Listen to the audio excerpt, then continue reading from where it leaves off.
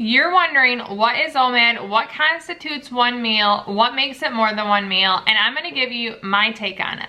First off, if you look up a definition of OMAD, you're gonna find so many answers, and that's one of the hard things that makes it hard to put in a box. You're also gonna find news articles and different websites calling it extreme, comparing it to starvation, and I'm simply here to tell you that I personally and so many others do not find that to be true. It's not deprivation, it's not starvation, it's actually extremely freeing, and that's why I want to share with you how I approach and how I find freedom in OMAD, one meal a day, as an intermittent faster. I have been intermittent fasting since June of 2020, and that means I am over 2 years into this journey. Almost immediately, I jumped right into OMAD, where I pretty much ate my dinner every night.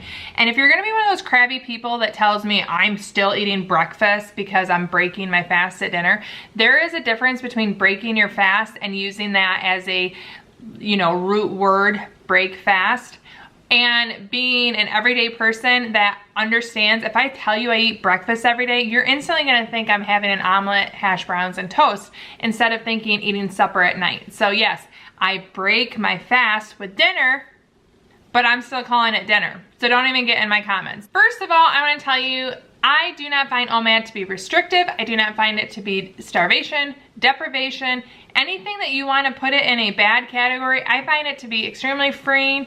It allows me to really enjoy my single meal a day, and I'm able to move it any time of the day that I want. But here's how I approach it. Is it a single plate? No. Is it a certain amount of plates? No. I am very open when I approach OMAD. A normal standard day for me looks like this. I skip breakfast, I skip lunch, and then I open my eating window later in the day. I always aim to fast at least 18 hours, and as a matter of fact, since I started fasting in June 2020, I have tracked every single fast that I've done, and I average a 21-hour and 9-minute fast. So if you take 24 hours in a day and you take away my average, you're gonna know that I have an eating window on average of 2 hours and 51 minutes. That's not enough to fit in multiple meals. Could I fit in a lot of food? Absolutely. Do I often fit in a lot of food? Definitely. But it is still a single meal. That doesn't mean a single plate. That doesn't mean one trip to the whatever food I'm having. It means I eat a single meal. And for me personally, that is dinner. We'll talk about choosing your meal here in a moment, but first let's focus on the what is one meal a day. So when I was first exposed to one meal a day, I was exposed through Jen Stevens' Fast, Feast, Repeat. I had never even heard of OMAD or one meal a day, and it's bigger than just her book. It's a fasting term, but that was my first exposure to it. And I really liked the way that Jen laid out one meal a day. You can think of it as going out to dinner, and you don't have to have all of these components, but if you go out to dinner or you go out for a meal and you order an appetizer and then you have your meal and then you have dessert, that still is a single meal. Yes, you might be having a high volume of food, a high variety of food, but it still is going out to dinner. If I go out to dinner and I have chips and salsa and then I have my entree and then I had a chimichanga, wait, no, a churro. Said that wrong. If I go out to dinner and I have chips and salsa and then I have my entree and then I have a churro at the end of it, obviously I love Mexican food, and maybe a margarita, that still is my dinner. I very well could have, in previous life before I was OMAD, had breakfast and lunch and still ate that. So even though I had appetizer, dinner, dessert, fruity beverage, it still is a single meal. That's how I approach it. I allow myself the flexibility to have a snack before my entree. And that doesn't mean it happens every day. That doesn't mean I'm forced to do it. It means I have the option to do it. So if I have a snack that's like an appetizer, and then if I have my meal, that's my entree, and then I allow myself seconds. I allow myself thirds. If I spend hours making chicken and dumplings and green beans and homemade biscuits, you better believe that if I want a second biscuit or a second helping of something, I'm gonna do it. I don't do it just because it's there and I'm stuffing my face, but if it still sounds good and I still feel hungry and I want it, I will go get seconds. I don't limit myself to a single plate, and I don't think OMAD means you have to have a single plate. Sometimes I wait right until dinner time and then I have my entree. And then after my meal, if I want to have a snack, I will allow myself that third course of dessert. You can do the same thing.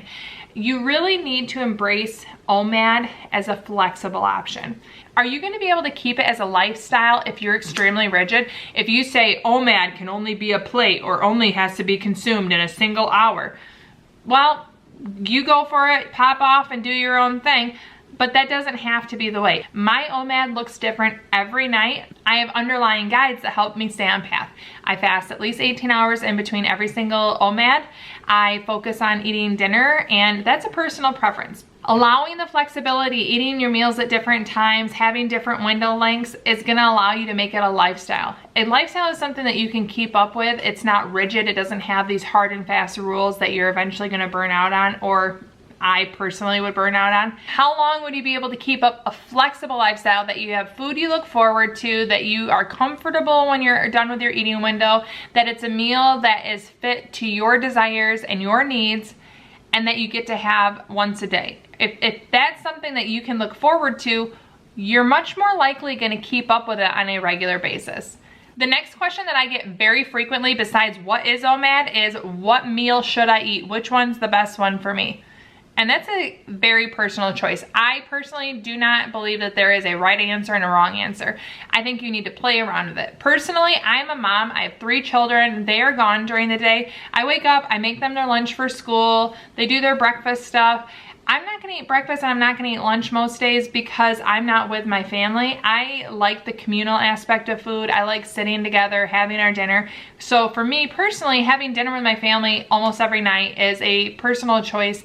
It makes the meal even more enjoyable. On top of food that I love, I get to be with the people that I love, and that is a choice that is going to really encourage me. So is there a time that is important to you? Just because dinner is the meal that I pick doesn't mean it has to be the one that you like. If waking up and eating is the highlight of your day and you miss doing that, that could be your OMAD. You can have an early eating window. You can wake up at 8 a.m., have a small piece of toast. I mean, I'm not telling you what foods to do. This is just an example, but you could have egg and toast, and then you could have a hot latte and a breakfast scramble, and enjoy that over a couple-hour period, close your eating window, and then fast until the next morning. That is totally a viable option.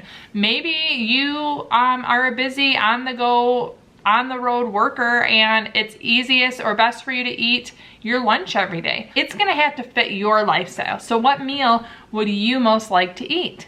There's rigidity, where you say, because of my circadian rhythm, I must eat at this time. That's what the scientists say is best. And then there's flexibility. Like, okay, well, I might understand that going to bed full isn't optimal, but I also know that I can get a lot of benefit from eating my dinner. It's a personal choice. You're gonna have to find the balance between what works best for your lifestyle, what can you maintain, and what will you look forward to. Another reason that I like to eat dinner is having my OMAD at the end of the day is something to look forward to. I enjoy eating. That's why I call myself a foodie. I'm not someone that has a super gourmet palate or I'm highbrow about it. Not at all. I like a lot of food, from what you'd consider junk to decadent. I like a lot, and I get excited about food. I'm a food enthusiast. If I eat early in the day, that takes that joy and I don't have it to look forward to later. So having it later in the day, I always say it's like the carrot dangling in front of me. It just keeps me moving towards dinner. I have that to look forward to because it excites me. Because I look forward to it, it's nice for me to have it later in the day. And then I can go to bed full, satisfied, and fast on till the next dinner. Going back to the extreme idea of OMAD, or that it's potentially starving or really depriving yourself, I want to ask you this. Think of your favorite meal ever. Now think of the other 2 meals that you ate the same day. Oh, you don't remember them? That's right. I would imagine it's very rare that you have 3 meals every day that are amazing, that knock it out of the park. But if you put effort into one meal, and it's a meal that's satisfying to you, that meets your needs, that you can look forward to, and then it like gives you the comfort, the desires, all your favorite things, and you have a meal to look forward to every day, and you get to just enjoy it. You waited for it and then you get to enjoy it. Doesn't that sound better than eating 3 meals? Most of your meals aren't things that you really look forward to. It's more out of habit. It's more out of ritual. But if you have a meal that you intentionally enjoy every day, it makes the wait pretty easy because you have this wonderful meal at the end of it. And by wonderful, I'm not saying chef prepared. I'm not saying it's 5-star quality. I'm saying you like it. You're looking forward to it. You have much greater control over your single meal a day when you get to put effort and focus into one of them. Plan meals that you like, plan meals that are satisfying. And when you have that to look forward to, let me tell you, you adjust. There is an adjustment period to getting to OMAD. And once you're there, fasting becomes easier. You really get to enjoy your OMAD and it's satisfying every day. It's pretty darn luxurious, to be honest. So bottom line, here's my answer. OMAD is satiating, it's satisfying, and it's one meal. I'm not saying one plate. I'm not saying one certain amount of time. It's a meal. I'm not eating breakfast. I'm not eating lunch. I'm eating dinner, and that might be appetizer, entree, dessert, but it's a single meal in a shortened time frame. And I make the intention to fast every day, to really enjoy that meal every day, and I've seen so many benefits, and that is what my channel is about. Sharing the ability to find benefit in fasting while also loving food. I still get to really enjoy and have excitement with food, trying new foods, trying new recipes, trying restaurants. I love going out to eat. I get to do it all in my one meal a day. I have flexibility to have more than one meal on occasion. I share that on my channel as well, and I absolutely love it. If you want to see video evidence of the variety of my one meal a days, you can check out this playlist right here where I share with you a variety of my OMADs. Thank you so much for watching. Ciao down and ciao.